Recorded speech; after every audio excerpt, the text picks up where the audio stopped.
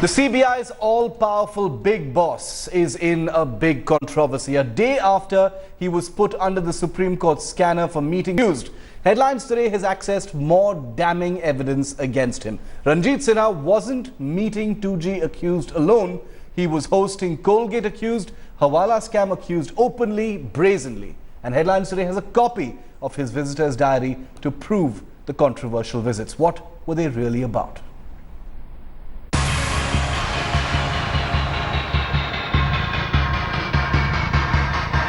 The big boss of India's top investigating agency evading cameras. And here's the truth he's trying to run away from. Headlines Today has accessed the visitor's diary of CBI Director Ranjit Sinha's residence, and it shows him playing host to scam accused beyond 2G. Supreme Court gets set to examine the explosive visitors list. The agency has sprung to its director defense. It claims that it is all a bid to tarnish Sinha's image. But the visitor's diary accessed by Headlines Today is a proof that CBI will find hard to deny or brush under the carpet. And why the CBI director can run but can't hide. On his guest list are the likes of Devendra Dada. Dada is an accused in the coal scam and is son of Colgate accused MP Vijay Dada. Documents show that Dada visited Sinha on various dates and arrived in at least 3 different cars. MP Rungta, another man under scanner over coal scam, too was a frequent visitor. Other interesting visitor was Moin Akhtar Qureshi. The Hawala scam accused has incriminating evidence against him recovered after a tax raid. AP Singh too came calling. The ex-CBI director is being probed by tax sleuths. And then there is a mysterious visitor, Mithilesh. He's someone who visits the CBI director twice a day, almost on daily basis. नहीं, मैं मानता हूं कि ये आदमी वाजिब नहीं है, ठीक नहीं है. कैसे सरकार ने अपॉइंट किया, मैं खुद ही आश्चर्यचकित हूं. सीबीआई इन्वेस्टिगेट करेंगे, एक रिपोर्ट सुप्रीम कोर्ट को भेज देंगे. सुप्रीम कोर्ट क्या निर्णय करते हैं वो देश का निर्णय. So far, the CBI has tried defiance. But with the proof dug out by Headlines Today cornering him further, Ranjit Sinha will find hard to explain what business he had inviting tainted men into his drawing room. With Ashish Maharishi, Bureau Report, Headlines Today. And joining me this evening in the Headlines Today studio, Sanjay Hegde, advocate with the Supreme Court, and also our executive editor, Javed Ansari. Javed, I'd like to come to you first. It's going to be very difficult for Ranjit Sinha to explain inviting any of those people or hosting them, should they have expressed the, intention to come and visit him at his house, and all that information there in that guest book. It's going to be coming up in court on Thursday. How is he ever going to explain that? In fact, he's already tried to do that. He's protesting his innocence. But it's quite another matter whether people will buy it, whether the courts will buy it. And while he continues to protest his innocence, now what is required is an inquiry, and for the courts to actually step in, because the CBI with its director under this cloud, the CBI cannot be the agency to inquire. So there has to be a thorough and transparent inquiry so that we get to the bottom of it, because it's a very funny situation where India's premier investigating agency is in the dock. And yes, this will put into cloud whatever investigations that the CBI does in the cases. Sanjay Hegde, clearly, a denial, issued through his lawyer is not going to settle this entire controversy. A guest book with, very detailed record of who all visited the CBI director's house and was hosted at that house. It's not a coincidence. You've got people from the 2G scam, people, who are, involved in tax evasion cases. All of those people. It's not just about being a conflict of interest. The onus is definitely going to be on Ranjit Sinha to explain all of this. The onus is on him. The Supreme Court had entrusted investigations to the CBI because that was an independent agency. It's headed by Mr. Sinha. Now, having said that, you must be aware that under normal police procedures and all that, a lot of people have camp offices in their houses. They sometimes prefer to meet people under investigation away from the glare of places which are staked out by the media. That could be a possible explanation. But he hasn't said that in Mr. his Sinha has explanation. not said it. Yeah. That I don't know whether any other explanation is possible or forthcoming. It is interesting, however, that there's such a detailed logbook kept. That again shows that this is a matter of routine. Yeah. That all visitors are recorded. Which makes it, yeah. Which You're saying probably that there was no attempt to hide it or anything. there obviously is no attempt to hide That's it. an important point. Okay. The question is, what is the explanation? Is there an explanation? Because what the Supreme Court is concerned is not with whom Mr. Sinha met. Yeah. What the Supreme Court is concerned with is a free and fair investigation. Let's go straight across to headlines today's Ashish Mehrishi, who's right outside the CBI director's residence at this point of time. Ashish, the only thing that Ranjit Sinha has said through his counsel is that that no wrongdoing has been done. He's denied all the allegations that have been made. He's sort of brushed aside the implications and the insinuations that have been made as a result of the names that figure on that guest list. Is he going to come out with a more detailed explanation about what this is about? Because if, like as Sanjay Hegde said, if there was a guest book there recording all of these people's entry, there will be one perception that it was a matter of routine, Ashish.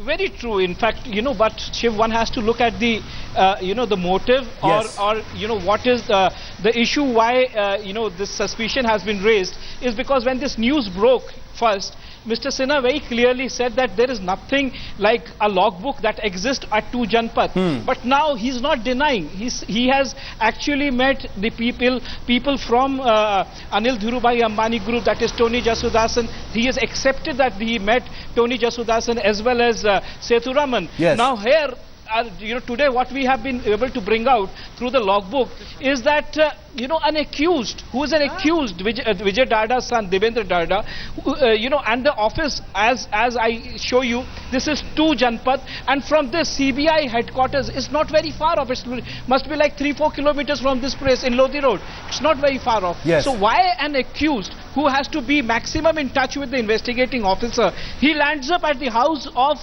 CBI director? Yes. That needs to be investigated. But certainly, it's a case of impropriety. We cannot say that it is illegal until and unless there is an evidence Absolutely. to prove that CBI director favored. But then let's see, what the CBI director has to say on this. Yeah, and all the decisions on, whether it was improper, whether it was wrong, what action should be taken, we would never presume to make any of those claims. That will, of course, be done by court. In fact, a bench will be hearing the details of this particular petition that's been filed by Prashant Bhushan on Thursday. Meanwhile, I want to get a word in also from the BJP. Sudhanshu Mittal, who's also live with us from the National Capital. Mr. Mittal, what did you think of A, the names that figured there? Was it surprising? And B, Ranjit Sinha saying that these allegations are all false? See, my typical reaction to the investigation which has been undertaken by Headlines today is, when we look at a system, we must be circumspect. I've heard a lot of talk from all quarters about complete independence of CBI and this and that and that and that. We need a system of checks and balance. If we need to have transparency in working of the government and the working of the investigating agencies. A few of the directors of CBI, their conduct has not been above board. Yeah. The problem is that there is a lack of accountability, because in the quest for independence, we have tried to circumvent all kind of accountability of the conduct of the officers of the Central Bureau of Investigation, which I think is not fair for the system. You see, when we design a system not keeping in view the conduct of A individual or B individual.